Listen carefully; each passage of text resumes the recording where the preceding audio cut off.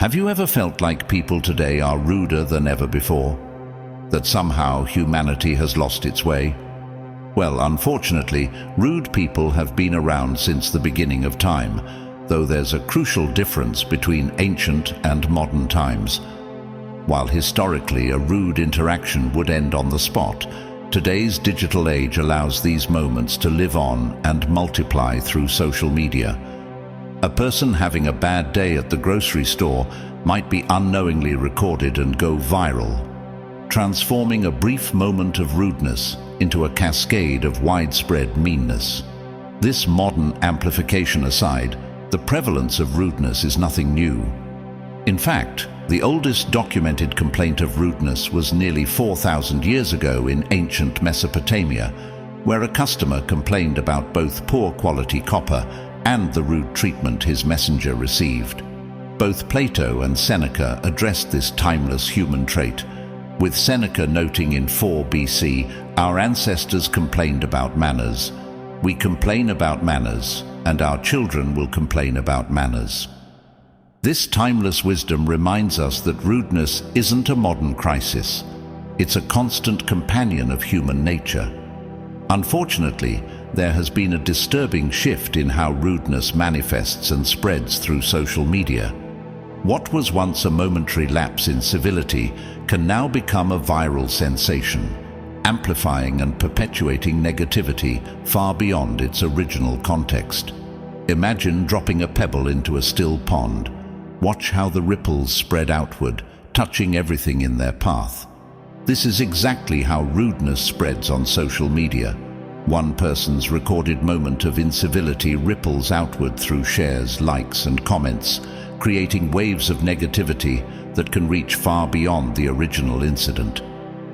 Just as those ripples disturb the pond's tranquility, the viral spread of rudeness disturbs our collective peace.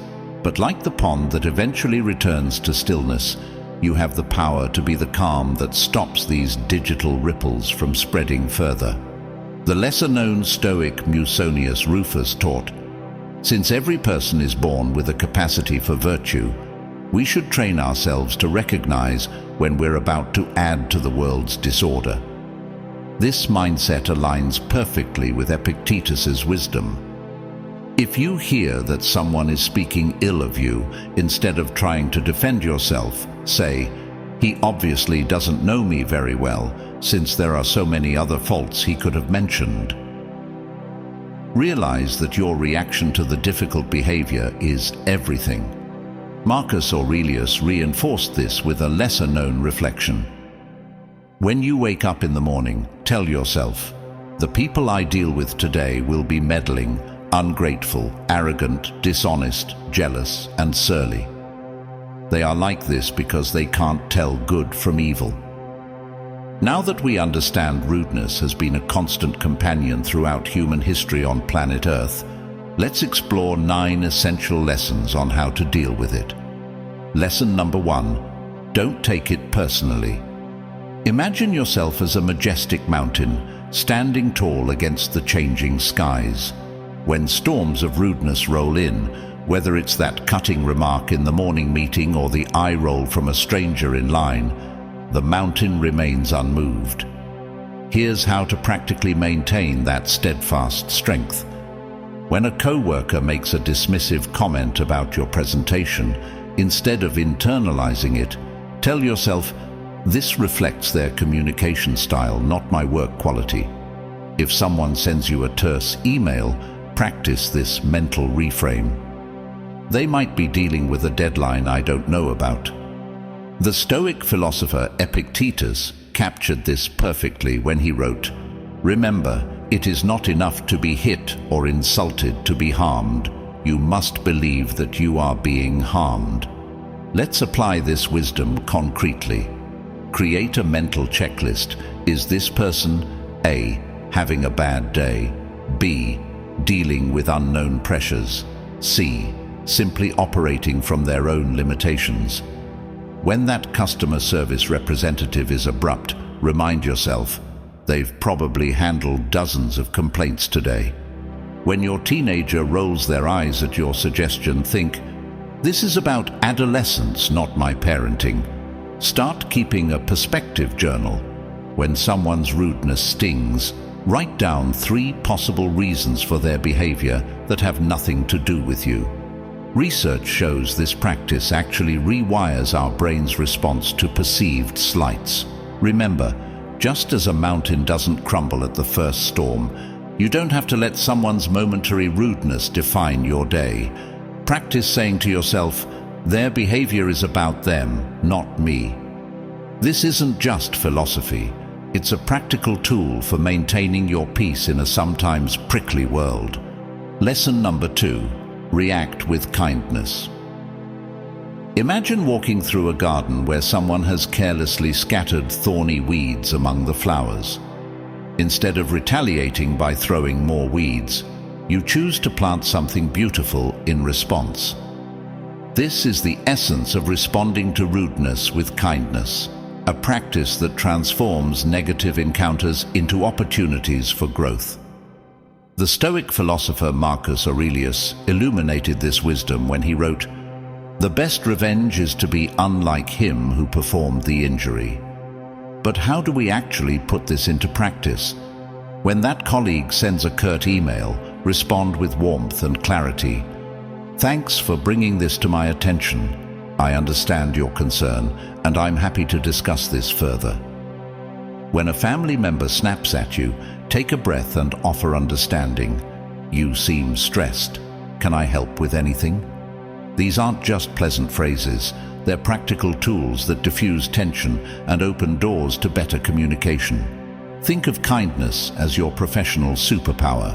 When someone interrupts you in a meeting, instead of showing irritation, try, "I appreciate your enthusiasm. Let me just finish this thought, and then I'd love to hear your perspective." When a customer service representative is short with you, respond with, "I can hear you're having a challenging day. Let's figure this out together." Research shows that this approach not only resolves immediate conflicts, but creates lasting positive changes in relationships. The remarkable thing about practicing kindness is its ripple effect. Your calm response can transform not just one interaction, but an entire workplace culture. It's a practical strategy that costs nothing but yields invaluable returns in professional relationships and personal peace. So the next time someone's rudeness threatens to derail your day, remember, you have concrete tools to transform that moment. Your choice to respond with specific acts of kindness might just turn a potential conflict into an opportunity for connection. Lesson number 3. Stop the spiral effect picture. A crowded subway car during rush hour.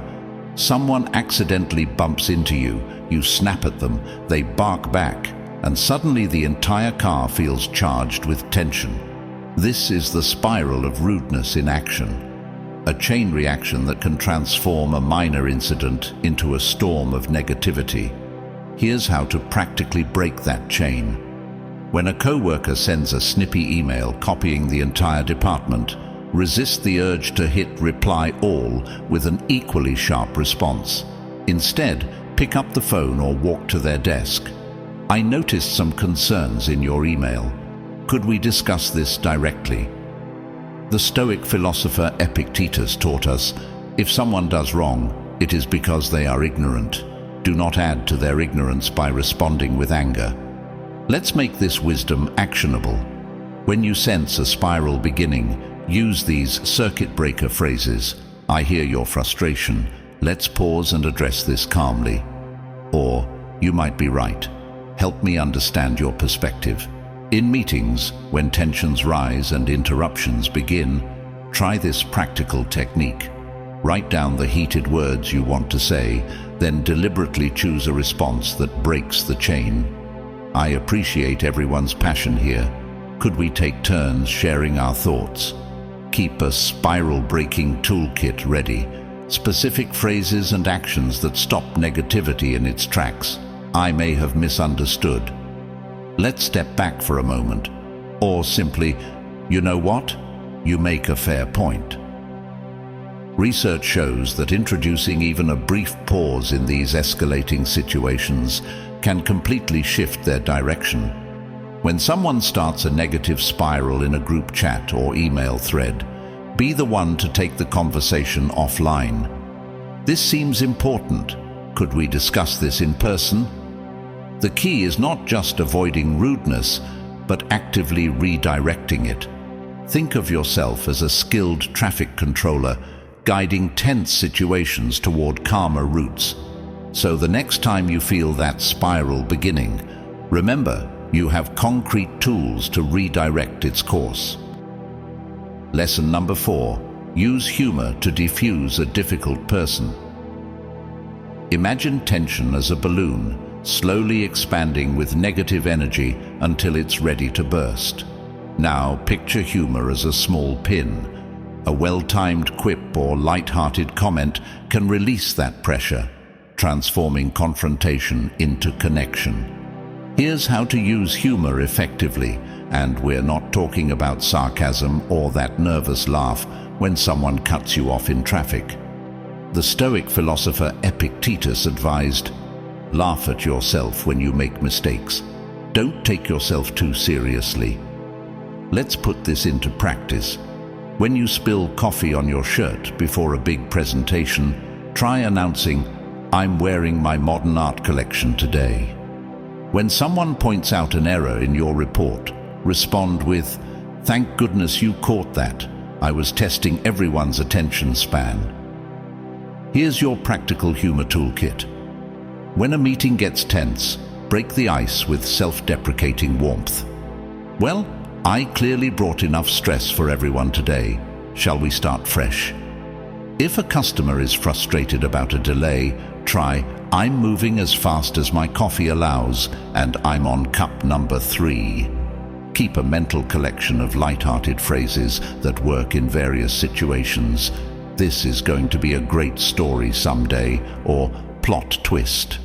When tensions rise in a family gathering, diffuse it with, "Did we all skip lunch, or is it just me feeling hangry?"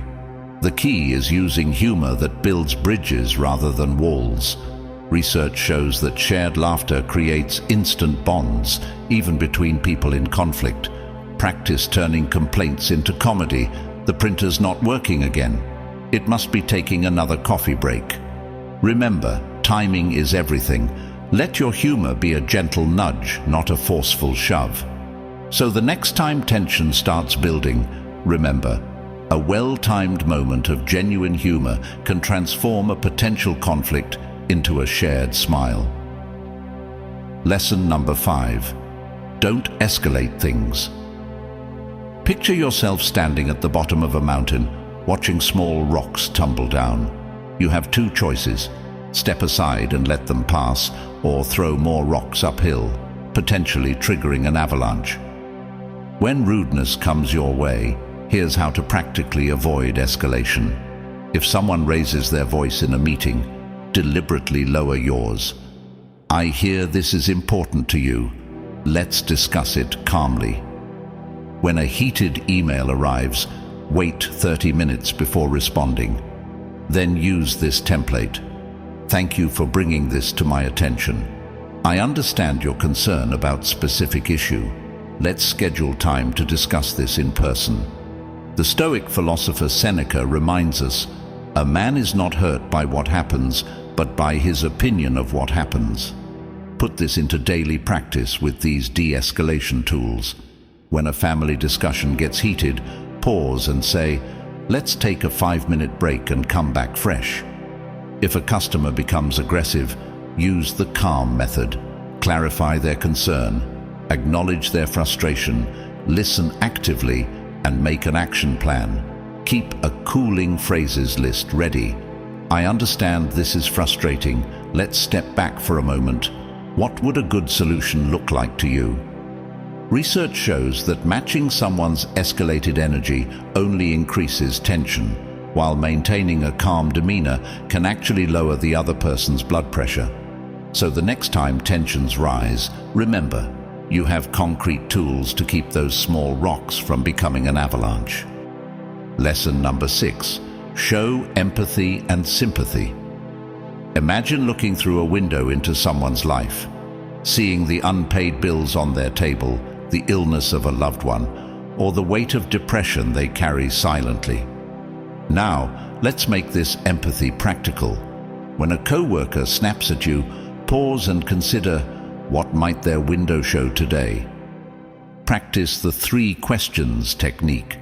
What could they be struggling with? How would I feel in their situation? What do they need right now? Marcus Aurelius advises, be tolerant with others and strict with yourself. Here's how to apply this. When a parent is short with you at school pickup, try, I know these afternoons can be overwhelming. Can I help somehow? If a team member misses a deadline, instead of immediate criticism, ask, is everything okay? This isn't typical for you. Create an empathy toolkit. Keep a mental list of understanding responses. That sounds really challenging. I appreciate you sharing that with me. What support do you need? Practice the 10-second rule. Before responding to rudeness, take 10 seconds to imagine what might be behind their behavior. For customer service situations, use the heart approach. Hear them out. Express understanding, acknowledge their struggle, respond with help, thank them for their patience. Research shows that expressing genuine empathy actually reduces stress hormones in both parties. So the next time someone's rudeness threatens to trigger you, remember, behind every difficult interaction is a human story waiting to be understood. Lesson number 7, be a good role model. Think of yourself as a lighthouse on a stormy coast. Your steady beam of light doesn't argue with the waves or fight against the wind. It simply continues to shine. Here's how to practically embody this in daily life. When someone cuts you off in traffic, resist honking and demonstrate calm to your children. Looks like they're in a hurry. Let's give them space. Marcus Aurelius advised, waste no more time arguing what a good man should be. Be one. Let's make this actionable. In meetings, be the one who acknowledges others' contributions. Lesson number 8, call it out. Imagine standing in front of a mirror that's become clouded over time. Sometimes the only way to restore clarity is to wipe away the fog directly. This is the essence of addressing chronic rudeness.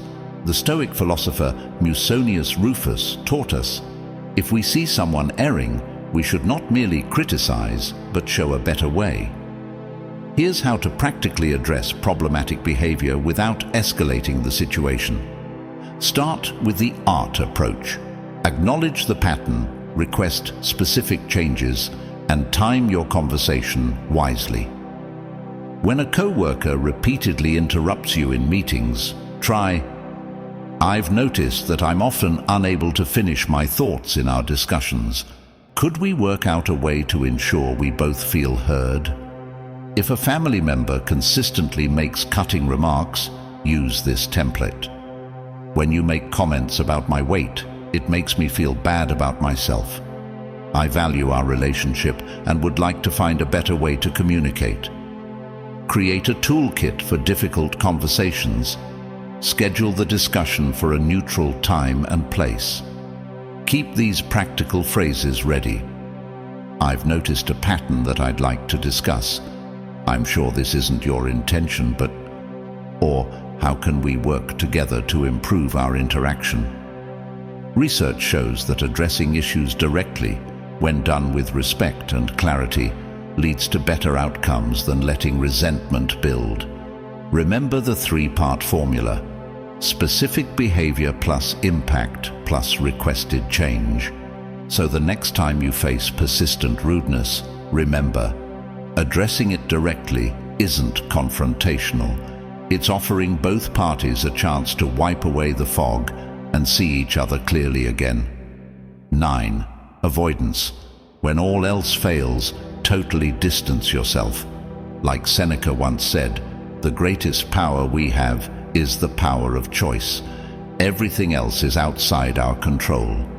So, Within our control is the choice to distance ourselves from the rude person. In other words, just walk away. If you have done all you can to make the person aware of his or her actions, and you have tried to show kindness and empathy, it may be that this person is just incapable of treating you and others with politeness and good manners. Marcus Aurelius once said, "The chief task in life is simply this, to identify and separate matters so that I can say clearly to myself which are externals not under my control and which have to do with the choices I actually control. Where then do I look for good and evil? Not to uncontrollable externals, but within myself to the choices that are my own. By avoiding habitually rude people, you take away their audience and give them fewer targets to lash out at. A lack of an audience will also diffuse the situation. If everyone around them begins giving them a wide berth, perhaps it will be a wake-up call, and if not, it will at least help everyone else have a better day. By incorporating these 9 Stoic principles into our daily lives, we create not just a shield against rudeness, but a transformative way of being in the world. Each principle builds upon the others, creating a comprehensive approach to maintaining peace and dignity in the face of incivility. As we practice these teachings, we don't just survive rudeness, we transcend it, growing stronger and wiser through each challenging interaction. Thank you for stopping by the Stoic Lifestyle for ancient wisdom and insight. We hope to see you again.